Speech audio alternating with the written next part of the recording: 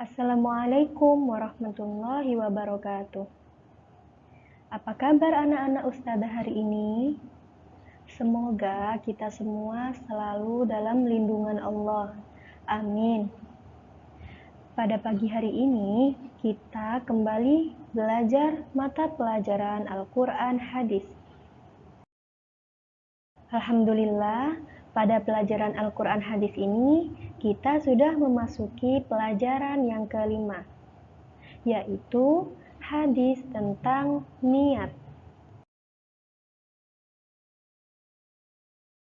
Apa itu niat? Ada yang tahu?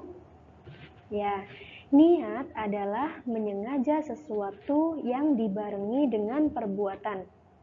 Niat di dalam fikih disebut qasdu syai'in muqtarinan bi fi'lihi. Jadi, semua yang kita lakukan didasari dengan niat karena Allah Subhanahu wa taala, merupakan nilai ibadah.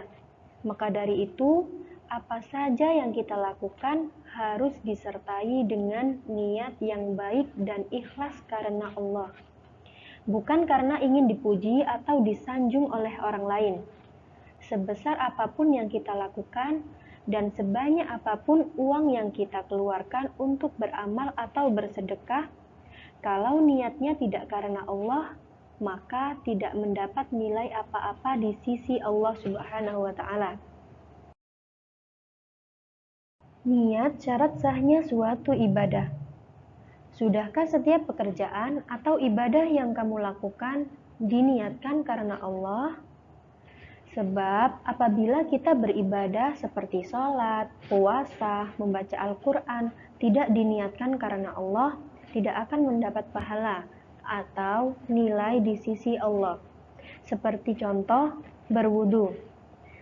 Ketika membasuh muka diiringi dengan niatnya wudu bagaimana? Bismillahirrahmanirrahim. Nawaitul wudu'a li raf'il hadatsil aswari fardhal lillahi ta'ala. Saya niat berwudu untuk mengangkat hadas yang kecil, fardu karena Allah Ta'ala. Kemudian yang kedua, ketika takbiratul ihram, mengangkat kedua tangan diiringi dengan niat. Bismillahirrahmanirrahim. Usolli fardad duhri arba'a raka'atin mustaqbilal qiblati ada'an ma'muman lillahi ta'ala. Yang artinya, saya niat sholat fardhu zuhur 4 rakaat menghadap kiblat sebagai makmum atau imam karena Allah Ta'ala. Kemudian selanjutnya yang ketiga, puasa. Puasa memang dilakukan pada siang hari, tetapi sebelumnya diawali dengan niat pada malam hari. Seperti apa niatnya? Bismillahirrahmanirrahim.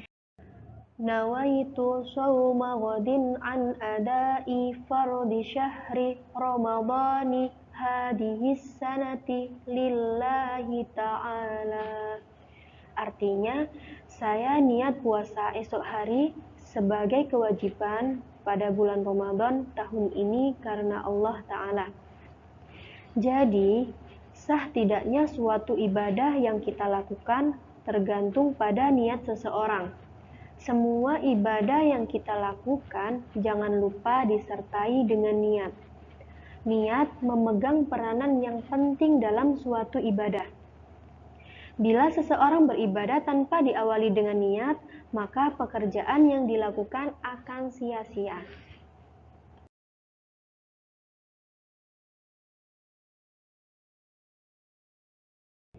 Membiasakan niat pada saat melakukan pekerjaan. Hendaknya kita membiasakan berniat apabila akan melakukan pekerjaan. Hal ini dijelaskan oleh Rasulullah SAW bahwa setiap pekerjaan yang kita lakukan tergantung pada niatnya, baik ketika akan belajar, makan, minum, tidur, dan lain-lain, atau ketika akan sholat, puasa, haji, dan lain-lain. Jadi, Semua pekerjaan itu dinilai dari niatnya. Apakah niat yang ditujukan itu betul-betul karena Allah atau karena yang lain?